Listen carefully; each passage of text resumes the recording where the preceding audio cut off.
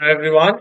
Today we'll be starting with a new topic which is RESTful services. Now previously हमने REST services और SOAP architecture के बारे में पढ़ा था. API के बारे में हमने पढ़ा, Web API के बारे में पढ़ा. अब हम फाइनली पढ़ेंगे कि Web API में जो हम REST स्ट्रक्चर को यूज करते हैं तो वो RESTful APIs कैसे बनती हैं, वो क्या उनके बेनिफिट्स, क्यों हमें वो चाहिए और उसके बारे में थोड़ा और डिटेल में पढ़ेंगे हम आज. सो रेस्टफुल सर्विस एक तरीका है जिससे एप्लीकेशन, कोई भी सॉफ्टवेयर कंपोनेंट आपस में कम्युनिकेट करते हैं और ये एक स्पेसिफिक टाइप की वेब सर्विस है जो रेस्ट आर्किटेक्चर प्रिंसिपल को फॉलो करती है. चलो इसको समझते हैं हम कैसे कर रहा है. सो रेस्ट सर्विस क्या है, जो कि हमने पहले पॉइंट्स डिस्कस किए थे. पहला पार्ट आता है इसका रिसोर्सेस. फर्स्ट जो इसका कंपोनेंट है वो है resources. Resource resource oriented design हम यहाँ पे यूज करते हैं.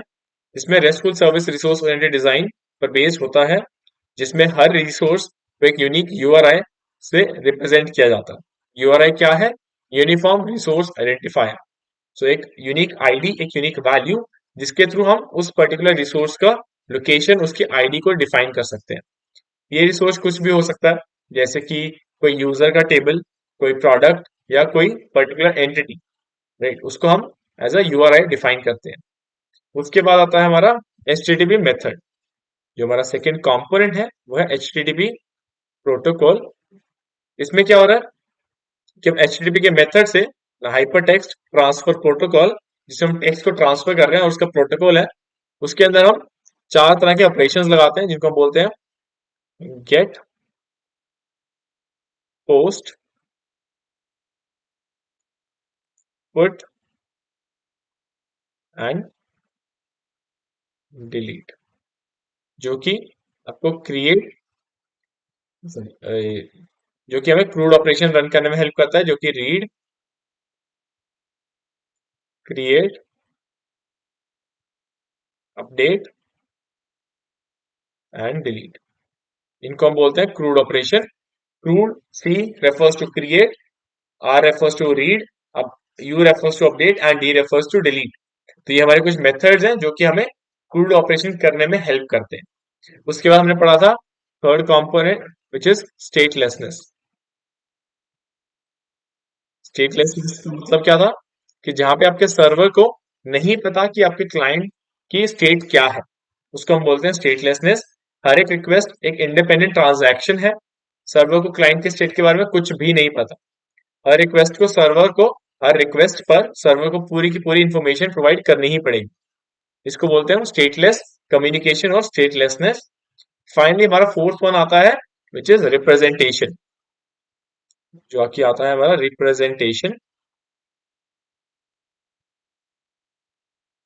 रिप्रेजेंटेशन हमें क्या बताता है कि रिसोर्स की रिप्रेजेंटेशन कौन से डेटा फॉर्मेट में, कोई और फॉर्मेट में हो सकती है, बट जनरली हम इसको जेसन में ही यूज करते हैं रिप्रेजेंट करने के लिए. सर्वर क्लाइंट को रिस्पॉन्स में रिस्पॉन्स रिसोर्स की रिप्रेजेंटेशन प्रोवाइड करता है. ठीक है, इसको हम बोलते हैं रिसोर्स रिप्रेजेंटेशन ऑफ रिसोर्सेस. तो ये है हमारे कुछ कंपोनेंट्स जो रेस्टफुल एपीआई के अंदर हम फॉलो करते हैं. अब इसके बारे में कुछ और पढ़ते हैं कि इससे की कॉन्सेप्ट्स के बारे में क्या है. जैसा कि हमने बात किया पहला यूआरआई. सबसे पहले हमने कंपोनेंट के बारे में बात किया यूआरआई. तो यूआरआई क्या है? Uniform resource identifier. Resource identifier, uniform resource identifier. ये हमारा यूआरआई है जो कि एक हर एक रिसोर्स पे एक यूनिक एंटिटी प्रोवाइड करता है. जैसे अगर इसका एक एग्जांपल लें तो हम कोई अगर एपीआई बनाएंगे तो वो कैसा दिखेगा? HTTPS. ना ये एक प्रोटोकॉल हो गया. अब आप कोई भी एपीआई बनाओगे तो उसमें हम कोई एपीआई में एड्रेस देंगे API dot example dot com slash user. अब यहाँ पे क्या है? यूजर उसका यूआरआई है जो यूनिकली सिर्फ उस एक टेबल को ही रिप्रेजेंट कर रहा है, जो कि हर एक यूजर की इंफॉर्मेशन हमें लाके दे रहा है. उसको हम बोलते हैं यूआरआई. ये यूजर उसका नाम है उस पर्टिकुलर एंटिटी का जिसको ये डिनोट कर रहा है. उसके बाद आ गया हमारा HTTP ऑपरेशन जो हमने अभी यहाँ सीखे. Get, post, put, delete, these are the HTTP operations. तो इसके अंदर हम क्या कर रहे हैं? गेट हम क्या रिसोर्स को रिट्रीव करने के लिए, पोस्ट नया रिसोर्स को क्रिएट करने के लिए, पुट या पैच भी हम यूज कर सकते हैं कीवर्ड, एग्जिस्टिंग रिसोर्स को अपडेट करने के लिए, और डिलीट हम यूज करते हैं किसी पर्टिकुलर रिसोर्स को डिलीट करने के लिए। इसको हम बोलते हैं एचटीटीपी के मेथड्स। और हर एक के अंदर एक रिसोर्स, एक सोर्स का कोड भी लगाते हैं। जैसे कि अगर हम बात करें डिलीट, तो इसको हम रिप्रेजेंट करते हैं 204 से। तो जब ये सक्सेसफुल ट्रांजैक्शन हो जाएगा, जब हमने एक प्रोटोकॉल किया, एक सर्विस को हिट किया, तो जब ये ट्रांजैक्शन डिलीट वाला फाइनल होगा, कंप्लीट होगा, तो हमें एक कंप्लीशन का एक कोड मिलेगा। अगर हमें मिलता है 204, इसका मतलब है कि डिलीट ऑपरेशन सक्सेसफुल है। अगर हमें कोई और एरर्स मिलते हैं, जैसे कि आपने खुद भी फेस किया होगा कि आपने कोई वेबसाइट ओपन किया और आपको एक एरर आया 404, एकदम मतलब बड़े में दिखता है 404। ना वो क्या है, एक मिसिंग लोकेशन की, वो मे बी अभी सर्वर डाउन है। ठीक है, तो हर एक का एक मतलब होता है। एक 502 ये भी बहुत कॉमन है, जो आप शायद आपने कभी देखा होगा। जब आप एक वेबसाइट को ओपन करते हो, आपको शायद 502 आया। तो ये सब एक कोड्स हैं, उन एचटीटीपी प्रोटोकॉल्स के कोड है कि इस केस में ये होना चाहिए, और ये एक एरर कोड हमें दिखेगा। इसको हम बोलते हैं, ये हमारे एचटीटीपी के कोड्स हैं जो हम एक ऑपरेशन के सक्सेस और उसके पर्टिकुलर सक्सेस ऑपरेशन के ऊपर हम लगाते हैं। ठीक है, तो हर एक चीज को एक कोड मिलता है। जैसे कि डिलीट का 204 है, क्रिएट का I guess 201, read is 202, update is 203। So ये सब कोड है इन बेसिक क्रूड ऑपरेशंस के लिए, इन get, post, put and delete method के लिए। इसके बाद हमारा रिप्रेजेंटेशन का फॉर्मेट, जो कि एक एक्चुअल में जेसन फॉर्मेट जैसा ही दिखता है, उसमें कोई ज्यादा डिफरेंस नहीं है। वो एक जेसन फॉर्मेट है कि जब भी आप एक डेटा को फेच करोगे या एक एपीआई के थ्रू हम एक डेटा को कॉल करेंगे, तो हमें एक जेसन फॉर्मेट का डेटा हमें मिल जाएगा। ओके, तो ये है हमारा की कुछ की कॉन्सेप्ट जो हम रेस्टफुल सर्विस में यूज करते हैं और कैसे वो दिखते हैं। अब कुछ एग्जांपल्स के साथ भी इसको समझते हैं कि सपोज आपको कोई पर्टिकुलर आईडी का डेटा फेच करना, if you want to get but user detail for suppose some particular user detail, now आप किस तरीके से हम उस एपीआई को कॉल करेंगे या उस प्रोटोकॉल को रन करेंगे, तो हम क्या लिखेंगे, get, because you want to read it, आपको उसको पढ़ना है, उसको देखना है, तो रीड, फिर आप लिखेंगे गेट https। एस का डिफरेंस क्या है एचटीटीपी और एचटीटीपीएस में? S represent security, secure connection. जब आप एस को यूज कर रहे हो, तो उसका मतलब क्या है कि वो कनेक्शन थोड़ा सिक्योर है। एचटीटीपी एक ओपन कनेक्शन है, एचटीटीपीएस एक सिक्योर कनेक्शन है। एचटीटीपी का मतलब हमने पहले भी पढ़ा था, हाइपरटेक्स्ट, हाइपरटेक्स्ट ट्रांसफर प्रोटोकॉल। तो एचटीटीपी हमारा है हाइपरटेक्स्ट ट्रांसफर प्रोटोकॉल। तो अगर हमें एक पर्टिकुलर यूजर की डिटेल्स फाइंड करनी है, तो हम क्या करेंगे, API dot example dot com slash user. Now because हमें उस पर्टिकुलर यूजर की डिटेल चाहिए, तो हम क्या करेंगे, उसके आगे उसका एक आईडी देंगे, उसको लाइक 123, कि हमें 123 जो यूजर है उसकी हमें डिटेल्स चाहिए। तो आपको एक जेसन फॉर्मेट में एक यूजर का डिटेल मिल जाएगा। सिमिलरली अगर आपको कोई डेटा किसी पर्टिकुलर यूजर या रिसोर्स के अंदर ऐड करना है, तो उस केस में क्या करेंगे, हम वहां पे एक पोस्ट मेथड रन करेंगे। केस में हम एक पोस्ट मेथड रन करेंगे, अगेन https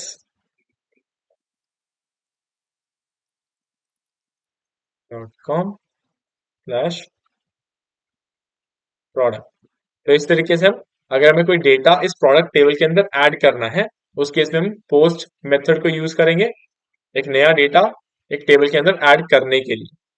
तो सपोज एक अगर हम इसके एग्जांपल दूसरे देखिए, समझिए कि आपने एक ऐप के ऊपर रजिस्टर किया।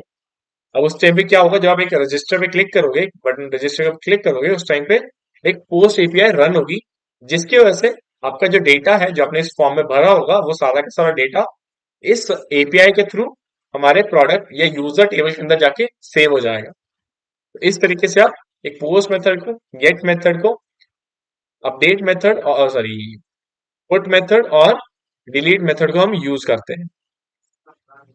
और अगर हम इन सबकी बेस्ट प्रैक्टिसेस की बात करें कि कुछ बेस्ट प्रैक्टिसेस जो हमें फॉलो करने चाहिए, तो कुछ बेस्ट प्रैक्टिसेस हमें इसमें फॉलो करने चाहिए, वो है, पहला आता है कि हमें जो हम रिसोर्स को जो नाम देंगे, जो उनको एक नाउन या रिसोर्स को हम नाम देने वाले हैं, use nouns for resources use nouns for resources, इसका मतलब क्या है कि रिसोर्स को रिप्रेजेंट करने के लिए यूआरआई में एक नाउन्स का यूज करें। For example user, product, particular table name, ये जो भी आपको जिस भी पर्टिकुलर एंटिटी को वो रिप्रेजेंट कर रहा है, आप उसका एक प्रॉपर नाम यूज करें। और इसमें भी बेटर रहता है कि हम एक प्लूरल नाउन यूज करें, rather than using a single noun we should use a plural noun, कि वहां पे आपको मल्टीपल डेटा वैल्यूज मिलने वाले हैं। तो इट इज बेटर कि हम प्लूरल नाउन्स को यूज करें, मल्टीपल वैल्यूज को यूज करें। प्लूरल नाउन क्या होता है? जैसे यूजर एक सिंगल यूजर को रिप्रेजेंट कर रहा है, यूजर्स एक मल्टीपल यूजर्स को रिप्रेजेंट कर रहे हैं। तो हमें हमेशा प्लूरल नाउन से ही नाम को रिप्रेजेंट करना चाहिए, बिकॉज हमेशा डेटा एक वैल्यू का नहीं होगा, वो मल्टीपल वैल्यूज का होगा। इससे हमें क्लैरिटी मिलती है कि हम एक मल्टीपल डेटा वैल्यूज के ऊपर काम कर रहे हैं। तीसरा आता है हमारा वर्जनिंग। नाउ वर्जनिंग क्या है कि एपीआई वर्जनिंग का यूज करें यूआरआई में और हेडर्स के थ्रू, जिससे फ्यूचर चेंजेस के लिए बैकवर्ड कंपैटिबिलिटी मेंटेन हो सके। इसका मतलब क्या है कि जब भी आप एक नया एपीआई सर्विस बना रहे हो या किसी एक यूआरआई के ऊपर आप अपडेट कर रहे हो, तो उसके ऊपर एक वर्जन भी साथ में टैग करो कि इसके अंदर ये वाला वर्जन पे है, ये इस एपीआई की ये वर्जन पे है, कि इससे पहले भी इतनी चीजें हो चुकी है, वो हमें ट्रैक हो जाएगा। कि सपोज आपने किसी एक यूजर टेबल बनाया जो कि ओरिजिनली था, आपने वहां पे एक एपीआई बनाया यूजर, यूजर्स। अब नेक्स्ट टाइम आपने क्या किया, अब उसमें कुछ चेंजेस किए, अब उस एपीआई सर्विस के अंदर कुछ चेंजेस किए। पहले शायद वो यूजर डेटा, जो डेटा वो लेता था यूजर वाला, अगर आपको सपोज एक पुट मेथड, पोस्ट मेथड जिसको यूज करना था, उस टाइम क्या हो रहा था, एक आईडी जाती थी उसके अंदर, ठीक है, एक आईडी जा रही थी, एक नेम जा रहा था यूजर का, और एक शायद कॉन्टैक्ट जा रहा था सिर्फ।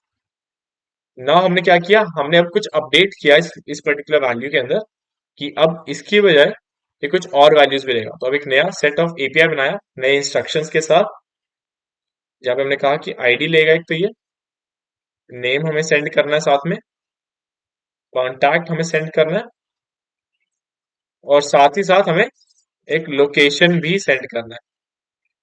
तो इसमें क्या होगा, एपीआई यहाँ पे हमने क्या था, यूजर्स, यूजर्स हमने बनाया था, यहाँ पे हम बना सकते हैं यूजर्स, यूजर्स यूजर वन से क्या होगा कि आपको पता रहेगा कि इससे पहले भी एक एपीआई थी, 1 point, then maybe next time user two, user three, या कोई भी बेटर वे आप यूज कर सकते हो। ऐसा नहीं कि हम यही यूज करना, हम कोई भी बेटर वे उस वैल्यू को डिफाइन करने के लिए हम यूज कर सकते हैं। इसको हम बोलते हैं वर्जनिंग, जिससे हमें पुराना बैक ट्रैक पता चलता रहे कि पहले क्या हुआ था, एक आइडिया रहे कि पहले भी हमने इतना कुछ कर चुके हैं हम ऑलरेडी। उसके बाद आता है वर्जनिंग, फर्स्ट मेंशन करते हैं। फिर हमारा फोर्थ पॉइंट आता है कंसिस्टेंट यूआरआई स्ट्रक्चर। अब इसका क्या मतलब है कि जब भी आप नेम कन्वेंशन यूज कर रहे हो, जिस भी टाइप का आप नेम कन्वेंशन का यूज कर रहे हो, उसी को कंसिस्टेंटली यूज करो। यूआरएल स्ट्रक्चर को कंसिस्टेंट रखें, ताकि यूजर इजीली समझ सके और प्रिडिक्ट कर सके कि ये इसका क्या मतलब होगा, या फिर अगर हमें खुद से कोई एपीआई या वैल्यू डालना है तो वहां पे क्या वैल्यू आएगा। उस स्ट्रक्चर को आप कंसिस्टेंट रखो, तो ताकि वो इजीली आप बाद में भी डाल सको, उसको यूज कर सके हम बार बार, और उसको हम आइडिया भी लगा सके, क्योंकि ऐसा कुछ दिखता होगा या ऐसा कुछ बन रहा होगा। जब हम बहुत सारे एपीआई पे एक साथ काम करते हैं, उस केस में कंसिस्टेंट स्ट्रक्चर से बहुत बेनिफिट मिलता है। सपोज इमेजिन करते हैं कि एक एग्जांपल लेते हैं कि आपने बहुत सारे कोर्सेज बना दिए और बहुत सारे बैचेस पैरेलली रन हो रहे हैं। हम डेटा साइंस के एक बैच की बात करते हैं कि हमारे पास एक डेटा साइंस का बैच है। अब उसके जैसे उससे पहले डेटा साइंस बैच 1 आया, फिर 2 आया, फिर 3 आया, फिर 4 आया। तो हम इसमें क्या कर सकते हैं, एक कंसिस्टेंसी होगी, तो हम क्या बोलेंगे इसको, अप्लाइड डेटा साइंस 1। तो अब ये क्या है, ये पहले बैच को एसोसिएट कर रहा है। अगर हमें सपोज फिफ्थ बैच की डिटेल्स चाहिए, तो हम क्या करेंगे, हम उस एपीआई में डायरेक्टली यहाँ पे 1 की जगह पे 5 करेंगे, और हमें ऑटोमेटिकली वो फिफ्थ बैच की डिटेल मिल जाएगी। इसको हम बोलते हैं कंसिस्टेंट यूआरआई स्ट्रक्चर, ताकि आप इजीली प्रिडिक्ट कर सको जो भी आपकी रिक्वायरमेंट है, उसकी बेस पे आप एक इजीली प्रिडिक्ट कर सको कि हमें क्या वैल्यू वहां पे डालना है। कंसिस्टेंट यूआरआई स्ट्रक्चर, इसको हम बोलते हैं कंसिस्टेंट यूआरआई स्ट्रक्चर।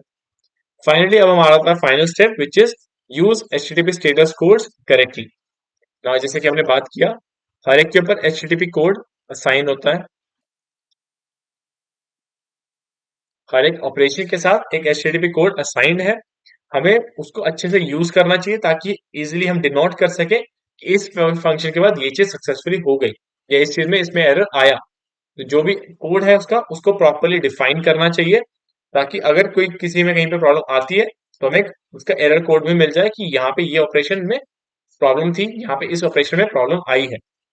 तो उसको HTTP कोड्स को प्रॉपरली यूज करना चाहिए, उनको अच्छे से अपने कोड के अंदर सक्सेसफुली इंप्लीमेंट करना चाहिए।